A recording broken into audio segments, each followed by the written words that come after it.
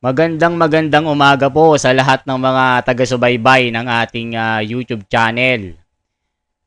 Magandang umaga po, magandang gabi mga mahal kong subscribers at followers. Ngayon po, pag-usapan po natin itong katatapos na press con ng Malacanang na pinapangunahan po ni Auntie Claire. At mga kababayan, nasupalpal po ni Eden Santos po ito. Bakit kaya mga kababayan? Bakit nasubalpal ni Eden Santos? Naku po, magugulat kayo. Alam nyo ba mga kababayan, ang pinakapaborito ng mga netizen sa tuwing may press con ang Malacanang, si Eden Santos. Sa aking palagay po, ang pinaka-star po ng press con ng Malacanang sa tuwing gagawin ito ay si Eden Santos ng Net25. Mga kababayan, alam nyo ba ito? Alam nyo ba ito mga kababayan? So, grabe ito ha. Itong mga media na ito, talagang pati itong pagpasyal-pasyal ni BP Sara sa ibang bansa ay binibigyan po nila ng kahulugan mga kababayan. Kaya si Eden Santos, talagang walang takot na binuljak itong rebat ng mainstream. Alam niyo naman, tapos binuljak niya po itong si Claire Castro. Meron bang nalalabag ang ating BP Sara sa kanyang pagbisita sa ibang bansa? Naku po mga kababayan, dito po talagang gusto na namang naniningkit na naman ang mata ng Auntie Claire nyo. Hindi na po natin patatagalin ito mga kababayan. Ito na po. Magandang umaga, Yusek. Yusek, hingan ko lang po kayo ng reaksyon dun sa naging pahayag ni Attorney Harry Roque kahapon in response po doon sa statement ninyo on asylum. Ang sabi niya, come and get me. Kung ready kayo sa akin, bakit hindi niyo ako makuha? Ano nga po bang nangyayari? Bakit po hindi pa siya mapauwi ng pamahalaan dito? Ayon naman po sa DOJ, naghihintay lamang po ng formal notice na patungkol po dito sa kanyang asylum. Kung ang sinasabi po niya, come and get me, yun naman po sa ating pamahalaan, wait and see. And he also mentioned about yung kapalpakan daw po ng intelligence ng pamahalaan dahil alam naman daw nila na yun daw pong intelligence na nakukuha daw po ng gobyerno about him galing lang naman sa isang chismosang Dutch. And of course, he reiterated that it's not true na the decision na yung kanyang asylum. Wag niya pong sa walang bahala ang intelligence, ang assets po ng DOJ. At hindi naman po namin ite-telegraph ang mga punches ng gobyerno katulad ng kanyang ginagawa. Salamat, Yusek. Thank you, Mase. Next question, Pia Gutierrez, ABS-CBN. Hi ma'am, hingi lang po kami ng reaction din sa Palasyo kasi sabi ng OVP, Vice President Sara Duterte is currently on a personal trip to Australia to attend the Free Duterte Now rally scheduled for June 22 in Melbourne. Hindi lang po ito yung unang beses na bumiyahe ang Vice Presidente to meet with OFWs. Bago po nito, pumunta siya sa Qatar, pumunta siya sa Kuala Lumpur. Does the palace see this as something to be concerned about? Kasi, or does the palace see a strategy for the VP to get the sympathy and support of the OFWs by going to different countries po? So, lumalabas po na personal trip ulit. Sa aking pagkakaalam, nag-celebrate siya ng kanyang karawan sa Netherlands. That's May 29, 20, 30, 31. At meron pa palang Qatar. At merong Kuala Lumpur. At ngayon... Mga kababayan, ano masasabi nyo dito? Binibigyan po nila ng masamang kahulugan itong pagbiyahe-biyahe ni Inday Sara. Siyempre, tatay niya yung nandun Ama niya ang dinala sa ibang bansa at kinulong. Anong gagawin ng Vice Presidente? Ano yun, mag-stay dito sa Pilipinas? Naaalarma kasi ang mga ito mga kababayan na itong trip ni BP Sara, para daw nanliligaw sa mga OFW na to have sympathy. Aba, syempre, tatay niya yan eh. Ama niya yan na pinahuli nyo sa mga banyaga. Tapos binibigyan nyo ng masamang kahulugan. In fairness naman kay Auntie Claire, wala namang problema. Yun nga lang, sabi niya, pero may problema. Yun yung gusto niya sabihin na personal trip daw. Aba, ang galing ng mga ito Ituloy natin. In Australia. So, 4 na bansa in just less than a month. So, kung doon po abala ang ating Vice Presidente sa mga personal trips niya or personal trips with her family, choice po ng Vice Presidente yon. Sabi nga natin, pampersonal o pambayan? That is the question. So, wala po tayong masasabi kung ano man po ang ginagawa niya ngayon bilang Vice Presidente. Ito po ang nakikita ng taong bayan sa kanyang ginagawa bilang Mga kababayan, dito, papasok si Eden Santos. Grabe itong si Eden Santos. Siya po talaga ang inaabangan ng mga netizen. Mga kababayan, itong si Eden Santos, pag nakita ko ito, magpapapicture po ako. Kasi mga kababayan, si Eden Santos na reporter ng Net25, talagang ito yung reporter na walang takot na ilabas ang katotohanan. Alam niyo po itong si Eden Santos, idol ito ng napakaraming mga Pilipino. Pansinin niyo mga kababayan, ang inaabangan nila lagi si Eden Santos. Si Eden Santos, laging may katwiran ito. Hindi nyo mapipigil, hindi nyo masusupalpal ito. Kayo ang masusupalpal ng sapatos. Masasapatos talaga kayo ni Eden Santos pag ganyan ang mga sinasabi nyo. Mga kababayan, itong mga bias media na ito, walang kwentang mga ito eh. Si Eden Santos lamang ang laging inaantay ng taong bayan. Kita nyo sa comment, may mga makikita kayo, may mga makikita kayo sinong nag-aantay sa tanong ni Eden Santos. Ako na mismo yung isa na nag-aantabay eh. Kasi laging buljak itong Auntie Claire nyo. Sige, ituloy natin.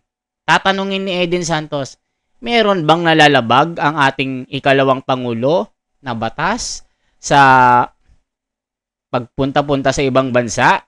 Eto na po. Mabubuljak na ang Auntie Claire dito. Isang halal na leader ng bansa. Thank you, Pia. Next question, Alvin Baltazar, Radyo Pilipinas.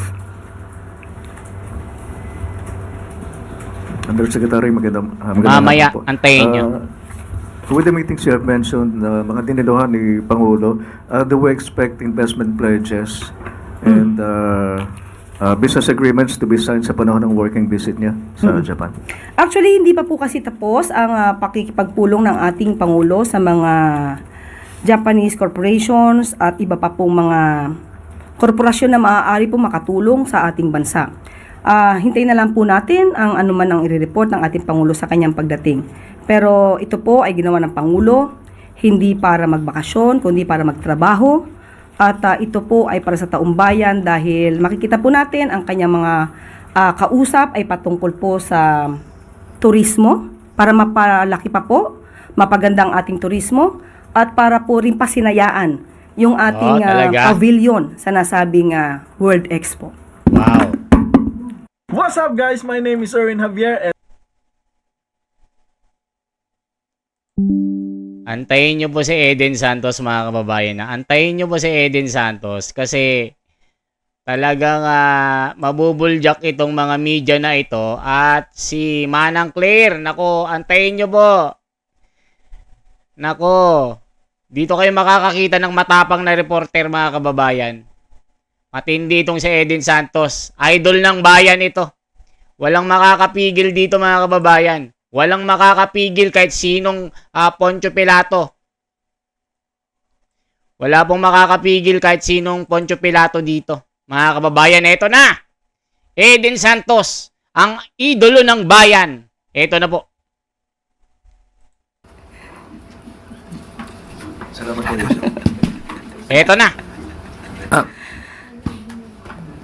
Thank you, Alvin. A follow-up question, Eden Santos. Yan na, Follow up ang lang po, idol. Yusek, dun sa tanong ni Pia about BP, Saras, mga biyahe. Meron po bang nalalabag ang Vice Presidente dito sa kanya mga travels na ito? Ang kanya lang sigurong malalabag ay ang kanyang obligasyon sa taong bayan. Doon po sa naman sa mga OFW natin dyan sa Israel at Iran, medyo may mga dismayado po doon sa statement ng Pangulo. Dito kasi mga kababayan, nagkakagera na po sa Israel, sa Iran. Lahat na po ng mga citizen ng mga bansa. Iba't ibang mga nasyon na nandun sa lugar kung saan nagkakagera, wala pang evacuation mga kababayan. Mukhang inaantay pa na umulan ng umulan ng mga missile. Mga kababayan, nag-uulan-ulan na nga ng mga missile, wala pang evacuation yung mga Pilipino. Tayo na lang po, yung mga citizen na lang po ng Pilipinas, yung mga naiwan doon, yung ibang bansa, ultimo aso po na alaga nila, nagbiyahe na po sa kanilang mga nasyon. Pero tayo, nandun pa din mga kababayan, wala pang mga signal kung kailan makakauwi yung mga takot na mga kababayan natin.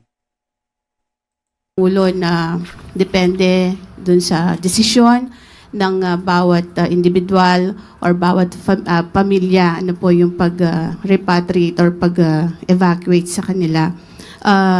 Meron po bang particular na sitwasyon bago po magpatupad ng mandatory repatriation ang gobyerno? Nakausap po natin kahapon ang kinatawan po ng DMW at sila'y sumusunod lamang po kung anong alert level ang ibinibigay ng DFA. Sa kasalukuyan po, as of yesterday, ang alert level po ng Israel ay alert 4. So dapat magkaroon na po ng repatriation ng mga Pilipino. At tandaan din po natin, mabilis din po natin napabalik ang ating mga kapwa Pilipino na hindi agad nakatawid. Ngayon po ay nasa Pilipinas na. At safe po sila nakabalik sa ating bansa.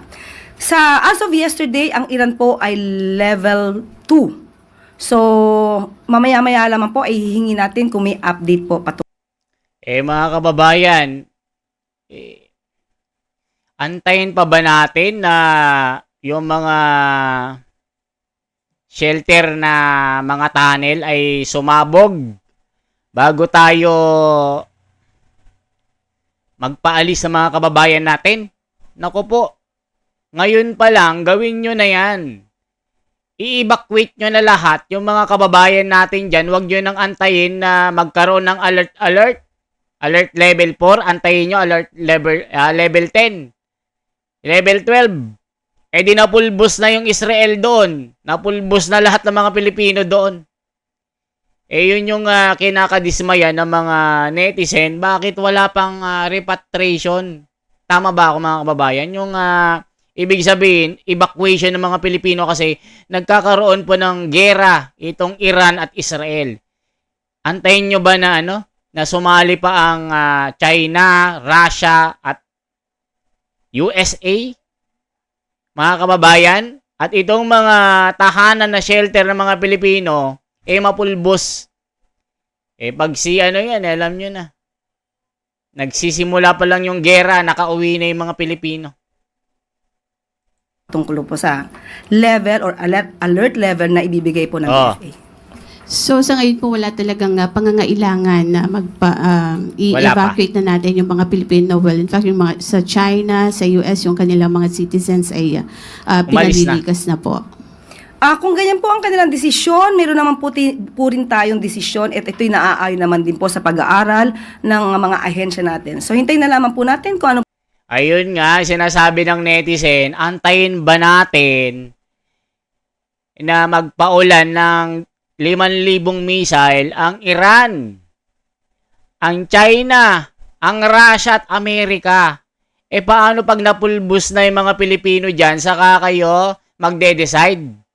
Aantayin nyo ba yung level-level na yan? Eh ngayon pa lang, hindi pa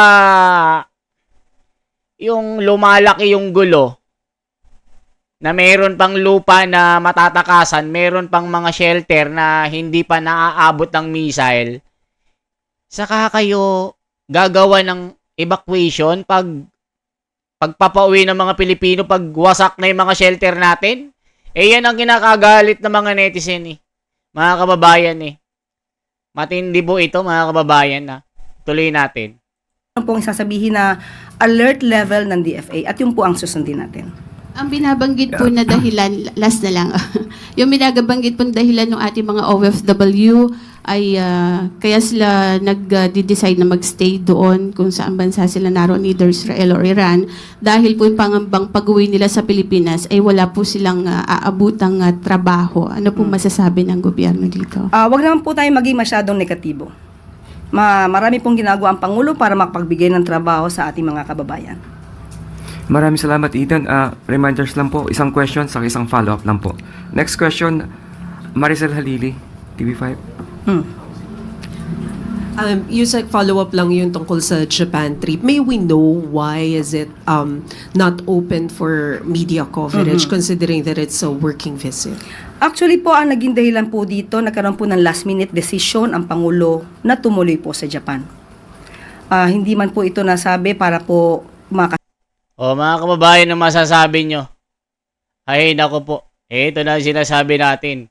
Saka kayo gagawa ng evacuation ng mga Pilipino pag tumindi ng labanan dyan. Sinasabi ko sa inyo, yan din ang sinasabi ng mga kababayan natin. Naku po mga kababayan. Matindi ito pagka nagkaroon talaga ng matinding ulan ng mga missile. Matindi talaga. Pag iba-iba yan, ako ngayon pa lang alam nyo na, nandito na, nakauwi na lahat ng mga Pilipino. Mga kababayan, matindi po ito. Hindi biro-biro yung nangyayaring gera dyan, mga kababayan. Tignan natin yung mga nangyayaring gera, mga kababayan. Check po natin yung mga nangyayaring gera. Kung ano pong nangyayari. Eto na po mga kababayan, yung updated na mga gera po. Talagang tumitindi po ng mga Pilipino doon. Ano bang nangyayari sa Iran ngayon with the Philippines, mga kababayan? At yung mga kababayan natin doon, matindi ang kanilang dinaranas po ng mga gera. Iran gumanti ng missile strike. Naku po, yari na mga kababayan. I-check po natin anong mangyayari dito. Check po natin. Enjoy the refreshing sweet flavors of apple, lemon, and lychee. Check natin mga kababayan anong ganap doon, mga kababayan. Check po natin. Para malaman natin kung anong nangyayari.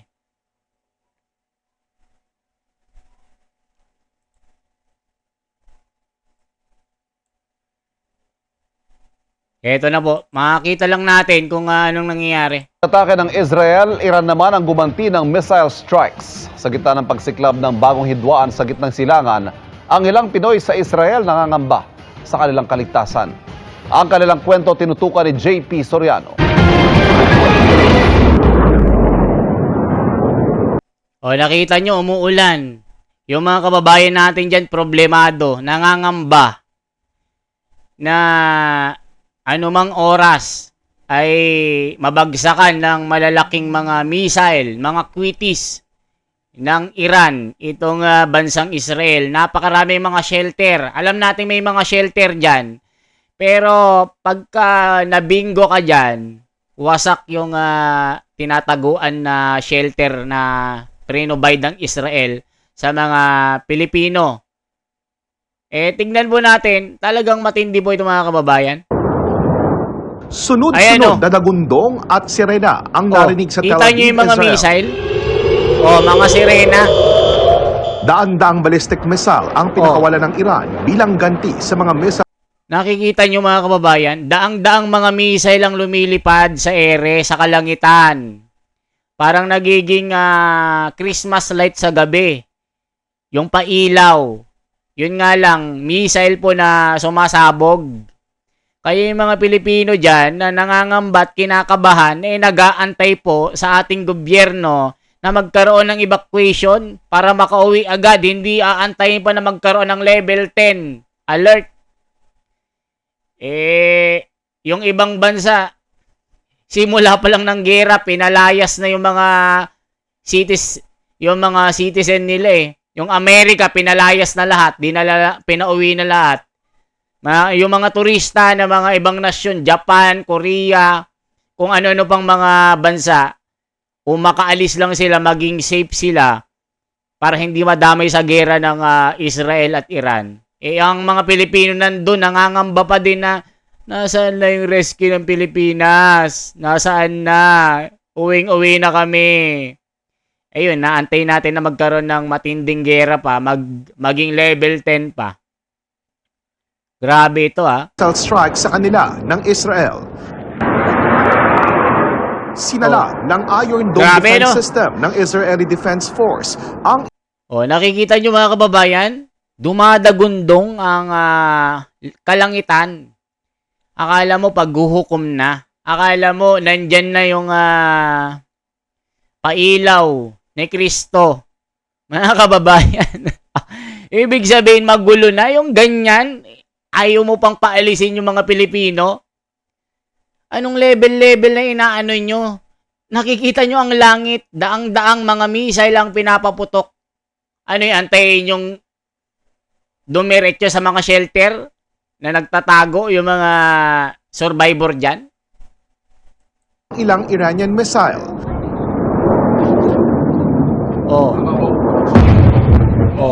Nakita nyo, sumabog. Paano kung isang Pilipino ang nandun na nabagsakan ng missile? Saka tayo gagawa ng immediate reaction. Dapat noon pa na nagsisimula pa lang yung gera, pa isa-isang missile pa lang, pinauwi nyo na agad, di walang mamamatay na mga Pilipino dyan?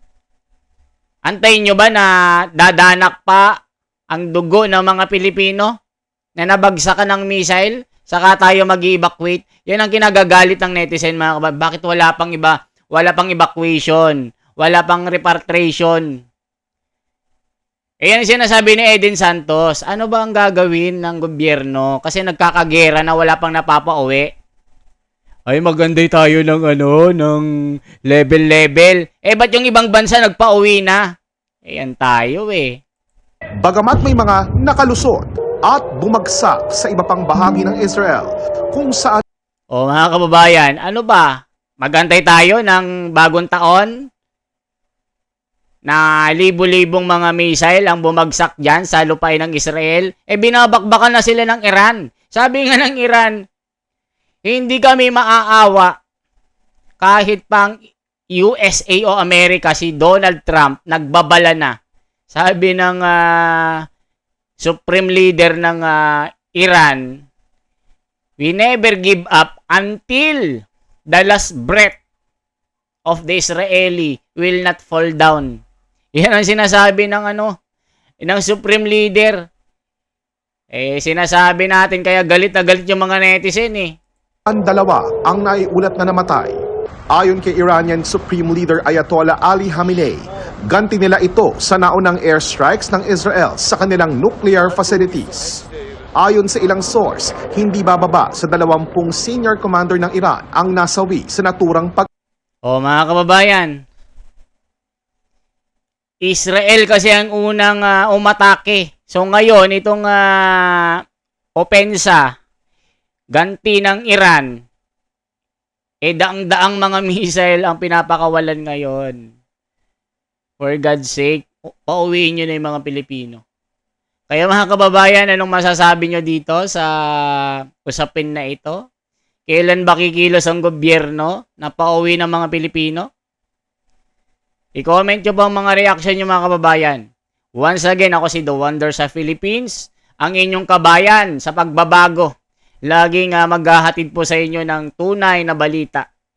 Mabuhay po, isang like po, isang share at isang subscribe. Salamat po ng marami. Mabuhay po.